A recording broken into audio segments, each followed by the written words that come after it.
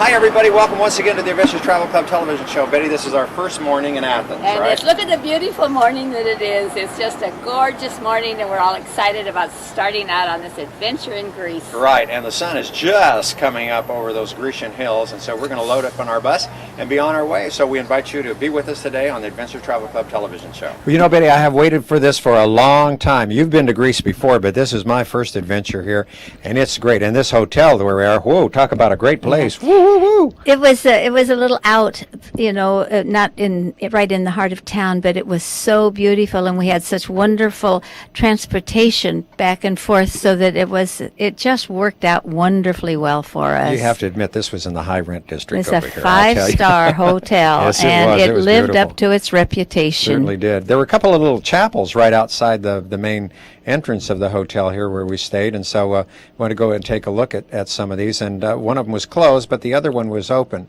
and it was just very, very interesting because we are in the land of icons, of course, and we saw so many of them, besides the jets that were flying over, because we weren't that far from the Athens airport either.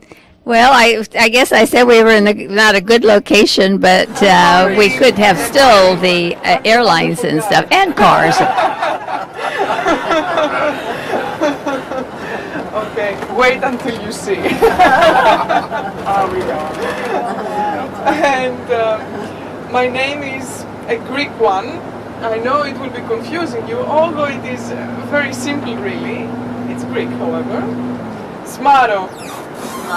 Smaro. Very simple. Smaro. Almost Mary. Almost Mary, yes, you're right. But the full name is much more difficult. The meaning behind this whole thing is emerald. Anyway, that's what it means. But Smaro is my name, and we're going to be together for this 5-day trip for sure. And of course for the days that follow here. When we come back we have some more visits in the area. And also we're going to have with us in these next 5 days our excellent driver, Pericles. Oh, that's harder. Pericles was a very famous, That's easy. yes, Pericles, the Athenian Democrat politician, the one who lived during the golden age of Athens, so he has a very important name indeed. First of all, let me welcome you. We will be visiting together very important places, starting today with one of the most famous oracles in the ancient world, the sanctuary of Apollo II in Delphi. Okay, I might pronounce things a little bit different. Delphi is another accent, but I mean, that's the anglicized version. Okay, and since these are names that are Greek, I mean, I will always try to give you the Greek version. So, Delphi is the place that we visit today, and we're going also to be spending our night there in a very beautiful village, the modern village of Delphi, up in the mountains. That will be very nice. Well, I'll tell you, it was very nice, but first of all, we had to get out of Athens. There's a lot of traffic, and it was very, very crowded. And those little, those motor scooters that were all over the place. In and out. Ooh. But, I think this is the amazing thing about people that'll be watching this show. When you think of Greece, you really don't think of traffic like we've had before. At least I, in my small mind, would think that. And it was incredible. I mean, it was stop and go. Especially trying to get out of the city. But it didn't make that much difference to me because everywhere you looked, you saw something that was very, very interesting.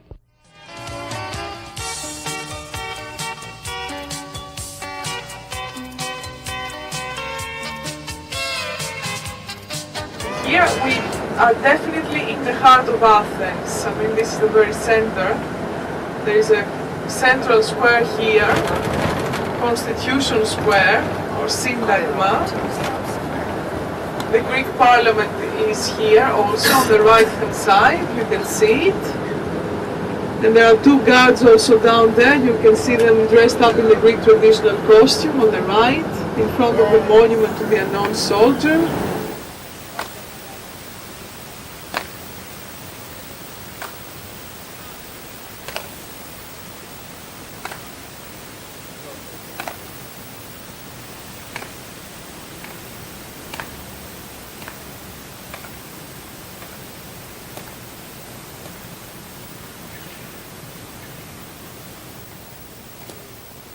And of course, we had the opportunity to see the changing of the guard here, and you know, this was very interesting to me. I'd seen pictures of this before, but the way that they marched, as you can see, in this sort of almost like a slow motion type of thing. I was going to say, you don't have that now on the camera in slow motion. That's No, right. Now that is the way they're doing it. And the thing is, they have these little metal taps, I think, on these shoes, and those shoes are very, very red. And we're going to take a look at them real close here in a minute. But the outfits are really kind of interesting, cute? aren't they? Yeah, I just think it's just picture book style. Really. Yeah, it really is. It really is. And the military costume there too is very interesting.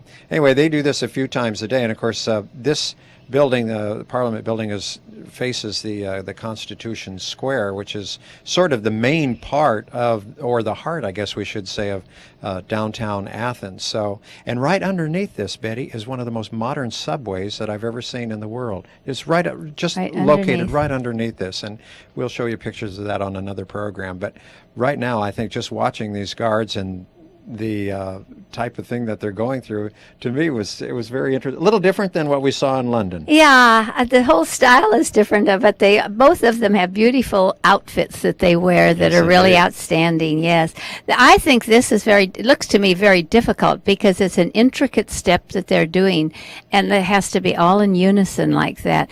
I presume these are the privileged soldiers who have done something outstanding, or perhaps in the college, whatever, that were given this opportunity. Yeah, I imagine probably that you're right. I think that they are, chosen because of something or another that they do well. Yeah, or maybe marching well. I don't know, but there they go, and they'll be back in a few more hours to change it again.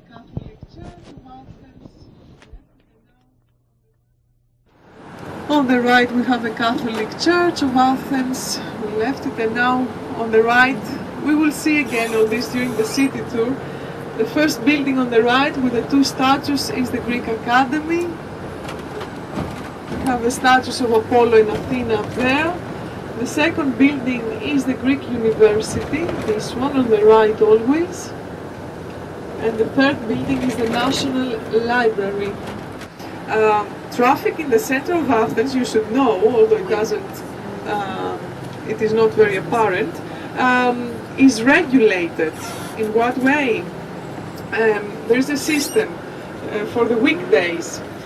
Depending on the date, if it is an even or an odd number, and that is combined with the last number in your car plates. So if you have an odd number in the car plates, you can go into the center on an odd day. If you have an even number, then you can go into the center on an even day. Several other cities in the world have adopted that as well, because the traffic is so heavy that your license plate will tell you what day you can come into town or what day you cannot come into town. I wonder if so many automobiles gives you a good indication of the economy. Because we know automobiles are expensive and fuel is very expensive, and yet it doesn't seem to deter the people from buying cars. This was one of the things that really amazed me in Greece, because we saw full-size automobiles everywhere that we went. Usually in most European cities you're going to see, very, very small cars. But the cars that we saw here, not just in Athens, but all throughout the entire country of Greece, were most of them were big full-size cars. A lot of shopping, of course. Now we are finally going to get onto the freeway, and so that we can leave the city of Athens and get out into the country. And we're going to notice that as we travel through Greece, you're going to see an awful lot of olive trees, and these, of course, are magnificent. We got the chance to see them harvest some of the olives there too, and of course the Greek olive oil is magnificent. There's the light at the end of the tunnel. You're right. You know, it was in this particular area that our guide was telling us that the Greek freedom fighters, during World War II, were in this particular area, and of course the Nazis came into this area, and the Axis, of course, were trying to take over all of Greece and most of the Mediterranean, but a lot of the Greek freedom fighters were in that particular area. But we're going to head now up to this exciting place of Delphi. Yeah, just look. Isn't that something? Betty, I don't know what your thought was. Maybe you've been here before, but when I thought about the oracle of Delphi, I thought, it was probably some little person that was in a cave and then came out every now and then, but it was not. This was a very highly sophisticated situation here as far as the oracle was concerned, and they call it the Pythia. And she was a woman who was over 50 years old, who left her family to enter the service of Apollo. Of course, this is where there was temples to Apollo. And she lived in a special dwelling in the sanctuary so that she could remain pure. She wore white virgin clothing in spite of her age. Oh, come on, 50. What's the mean? No, that's true. And she followed certain holy precepts. But it wasn't necessary that she be beautiful or even from a good family. Initially, there was only one oracle, but as the reputation and patronage of the oracle increased, 2 more were added. Still, that wasn't enough, so more were added. And, of course, as the reputation grew of the oracle, people came from all over the known world to have what we would call today probably have your fortune read or have the oracle, tell you whether you were going to have good luck or bad luck, and emperors and rulers from all over would send delegations there too. Not only that, but what they would send would be tons of golden statues and silver statues, and that ended up a lot of it in the treasury that they had. That was the bribery. Give me a good answer, and I will pay you well. Well, you may be right on that too, because the oracle was not the one that spoke to the people. The oracle was inside, and sometimes out of sight of the people, I should say, and sometimes hypnotized from chewing laurel wreaths, and also from all the smoke and from all the incense. Excuse me, Marv. What does that mean? Hypnotized? Chewing is not going to hypnitize you. You mean she was probably a form of a drug, huh? You got it. Yeah. So okay. Hypnotize was just a good word, I think. Anyway, substitute. A polite word. Okay. But she replied in incoherent words, and that's why, and incomprehensible shouts.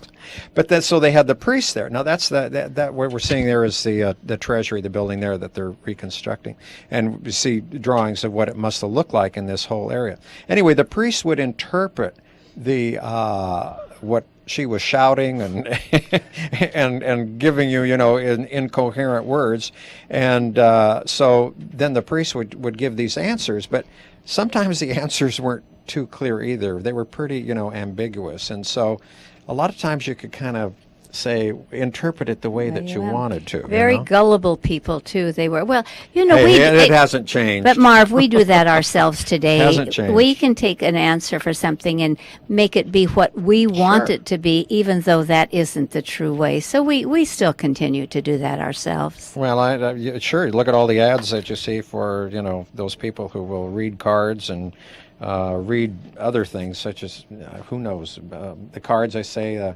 bones or tea leaves or whatever.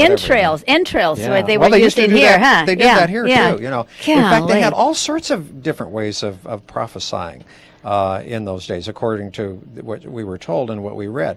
And you have to also, when you visit Greece or when you read about Greece, you have to really realize that so much of the mythology was so important because with all of the gods that they had, of course, Apollo, being and Athena, of course, being the most popular ones that we're familiar with, but there were also several minor ones as well. Now, this little stone here, Betty, Tell us what that is. Very, very interesting. We had a little contest about this, and our guide was trying to ask us, what do you think that's here for? How did it originate? And you should think of some of, or have heard some of the answers that we came up with. Mary Pattenow, she hit it pretty close, didn't she? Tell them, what was it, Marv? It was a navel. That was supposed to be the center of the earth. Another place, I think, Betty, that if you do visit Delphi, anybody that goes, you have to visit the museum, because this museum houses one of the most important collections of original masterpieces of ancient Greek art. And the display is not done in a chronological order, but most of the rooms cover the finds that they had there from the same spot, such as those from the Apollo temple and also from the Athenian treasury as such. And we saw an awful lot in here. I was very very impressed with the things that we saw here in the museum. I mean, like you said a little bit earlier, we just went up and we saw, well, there's a bunch of rocks up there, but here I were the said things. that. Oh yes, you were. Shame on me. But as we see, that some of these are absolutely magnificent finds, as they told us. And the one that we'll see later on is the charioteer, and they think that perhaps is one of the greatest finds that they had, because it was also, besides being stone, there was also metal with that as well. But I'll tell you, this was, and I know I've used the word many times before, incredible, and it is absolutely incredible. Now, this particular statue is out of the treasury, but look at the gold that we see here, and the statues were covered with gold. These things boggle your mind. They just do, doesn't it really. though? And I'm not really a museum person. I like to go in and I like to see what they have to offer and read the little inscriptions as to what they were.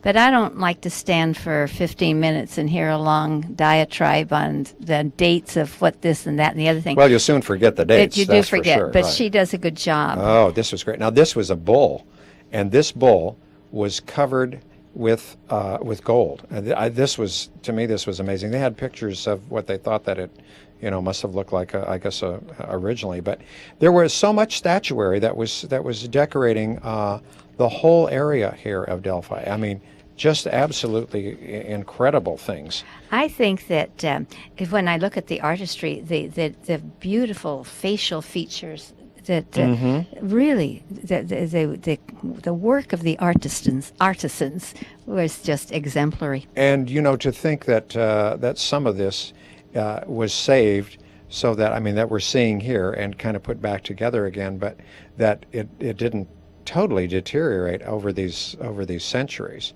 Again, we're going to go back to this. Well, again, now you can see as we get a little bit closer to it, how it was covered with the metal and then also covered with the gold. This had to be something. And of course, as we said a little bit earlier too, that there were so many gifts that came from other emperors and from the people that, of course, wanted to have a good fortune told by the Oracle of Delphi, right? Right. Actually, she didn't do the telling. Somebody else came out and said what she had to say, right? Right. I think that a lot of these remind me of when we were in Egypt. When you go into the museum in Egypt, to the stances, the characteristics of the people that we see. Well, that's very true. Now, here again is an artist's conception of what that looked like, and the face and the hoofs and other areas there. Was that a god, the bull? It probably was. To be you had asked gold me that question. on it, I don't know, but Yeah. but there were so much of the statuary that was there, and of course, which did depict gods, and in Greek mythology, of course. And this was one of the things I think that was a little bit difficult to understand, is where the mythology left off and where the reality sets in. Yeah, where the other part of the real history was. But the mythology was so much a part of the history of ancient Greece. Beautiful bodies. Oh, Truly yeah, I mean, beautifully proportioned. I don't know who the models were, but they were in pretty good shape, weren't they? Oh, yes, just really beautiful bodies. They look like they might have been the athletes of the time that they were emulating with statues. You have to think, too. I mean, people did a lot more physical work and exercise, of course, in those days than I mean, there wasn't any television, so you weren't sitting there, eating potato chips and snacking on that and beer and getting yourself out of shape. I mean, you had to do physical things. You had to the daily chores of living. So if you wanted to get it done, you did it yourself, I right? suspect so. Or in this case, you probably had slaves, servants to do it. That did that too. But some of the detail, as you say right here, which has lasted so long. Now, how did you take that picture? Did you lay down on your side? No, actually, it was on its side. Oh, a little okay. bit, so. Oh, okay. I was thinking I could just visualize you laying there on the ground with the I've camera. done that before, though. I know you have. I've seen yeah, it. I've done been that there. Before. Yeah. So, but our guide was so marvelous, and she gave us some great explanations there. And she knew so much. She was with us for quite a few days as we traveled through Greece, and her knowledge was absolutely incredible. I mean, I'm sure that these guides must take, fantastic courses in history and, of course, in mythology, and also must have some sort of a test to be able to do this. I mean, you've got to know what you're talking about. Oh, you do have to. But, she wasn't... her presentation wasn't so overwhelming that you kind of lost her. She sort of stayed down on our dimension, too, so it made it so understandable to all of us, which is nice. That's true, because sometimes you can get a guide that will go on and on and on forever, and you've lost them. You've been lost after the first sentence, but not in this case. In this case, she was really, really terrific, and we go back again. Boy, I certainly would like to have her as our guide. She was wonderful. She was also so very personable too, as we found so many of the Greek people as we visited. Charming. All of the areas of Greece, and when we got out to the Greek islands as well. It was really absolutely a great trip, and I was very impressed with What's that? Greece. What's that? That's some Looks ancient like somebody's writing there. skin. No, actually, as you can see, it's etched in the marble there. That's the same the piece writing. that we looked at Yes, early that was a on? different one, I think. Okay. Yeah. And how'd you like to walk around with this on your head all day? I think if I were in a building where something was falling, I would take it. So, in an emergency. In an emergency, Yeah. Right. Well, I want to say one more time that this museum holds just masterpieces of the work that we could see if we had been there in the early days of Delphi. But this gives you sort of a little bit of an imagination now. You've seen the outside, the rocks, as Betty and I have said, and some of the buildings. And they are doing some reconstruction on some of these buildings as well, which is great. But these you, of course, will not see outside again, because they have to be protected from the elements. And this is one of the sad things, I think, that we see. We saw that in Rome. Well, you can see that at the Vatican. Those statues that are up on St. Peter's are, disintegrating because of the pollution. Well, the climate is, erosion. It's a natural phenomenon to have it rain and cold weather and then hot weather, and bang, they crack. I think more than that, Betty, today you see the emissions from from automobiles and from buses and this type of thing. Yeah, but this was back a long time ago. This didn't just happen in the last 100 years. No, but that's what I'm saying, is that these are going to be kept in a museum. Yeah, so that won't happen to them. So it won't happen to them, right. And one thing, when we go into places like this, there's never an extra charge. This is all included in the ticket. We don't have any extras. No, that's true. We don't have. And, so many times people will, when they go shopping for trips to see what you have and what's available, we try and make everything inclusive so that there's no add-on charge, or there's say, okay, well, you can go to do this if you would like to. No, it's already included, because we feel that is what really makes the trip. And you don't want to be shelling out more money all the time as you go along. We do have a certain amount of taxes that have to be added, because that's just a natural thing that goes along with living today. Can you buy or go any place without paying tax on something? No, that's for sure. Right, from the airport tax to the airplane tax. Airport charges. But the price of the trip is an all-inclusive price, and that's the things that we see. Cute baby. I just love this one. This was Beautiful what surprised me face. too. There were several statues of little tiny children and little babies. Yeah. That was an interesting thing to see. Perhaps one of the very most important, I should say, rooms in the museum here in Delphi is what they call the Room of the Charioteer. Now, the charioteer was done in this, as you can see here, this is how it probably looked originally. And they don't have all of that today. But here's what we do have today. And this is a magnificent statue, and also had the bronze reins that went to the horses, as you can see. But the detail in this, Betty, I thought. Oh, it was. You know what? I was intrigued by the eyes. Do you remember the eyes? Oh, yeah. They were colored. They They didn't were. have the and it was just like, look at them. You can kind of see now how they sort of glimmer. Mm-hmm. And there, look at that. Yeah. Isn't that something? Almost Look looks at like he he looks has- alive almost, He doesn't does, yeah. Yeah. It looked like contact lenses. Uh-huh.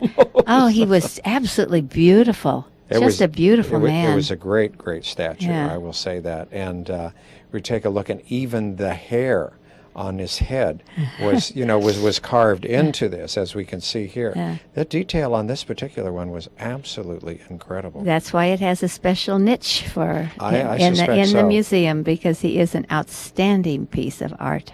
It really is. So this is one thing, of course, that you will want to see when you visit Delphi and visit the beautiful, absolutely incredible museum. As we have said before, it's well worth taking your time to do this. And again, Betty, as you see, the detail here, Mm-hmm, it's really magnificent. And I'm glad that we have the opportunity to share that with our viewers as well. And we ourselves had the good opportunity to look it over. We were not rushed. We could take our way leisurely, and then if we wanted, leave the guide and go back and look at something ourselves to look at it more detail. So I think that's one of the great things that I like about our trips too, is that I've seen other trips that people go on, and all of a sudden, well, you have 10 minutes inside this place, Yeah. or you've got 5 minutes there, and then you have to be back outside, or you have to meet. well, again. sometimes we have to do that Not too. that often, though. Yeah, that's true. We Oh. try and plan everything out so it will be leisurely enough, but enjoyable. So that because there are certain things that people have read about and they say, hey, wait a minute, I want to take a look at this, Yeah. or I know that this is here in this particular museum or outside or wherever it is. Now, And where's this? this is one of the small hotels. Remember? We Oh, stayed- that's our hotel. Right, we stayed Yeah, at well, we two went so hotels. fast from the museum. Usually, you have me on the bus on the road somewhere before we get someplace else. Well, we so went that far this away. was fast movement on your part. And this sure, it was a great hotel. They were marvelous. It was marvelous hotels. And we had great balconies, and we were able to go ahead after dinner and walk on the little streets of Yeah. Delphi, which was really wonderful. And I have a shirt on there. I wish you would have shown it a little bit more. It's fun. It has the Acropolis on it. It's like a long T-shirt. In fact, it looked like a maternity thing the way I was wearing it. But there it is, the back end of it. But it was fun. I've enjoyed it. That was good. We had a wonderful dinner, and somebody had a birthday party, I think, that night, huh? Yeah, look at there. Now Oh, we've boy. been arguing. I say it was Tina's birthday, No, I and think Marv it was says it's John's. John's. But Right. we'll have. I'll bet I have a bet on with you. Okay.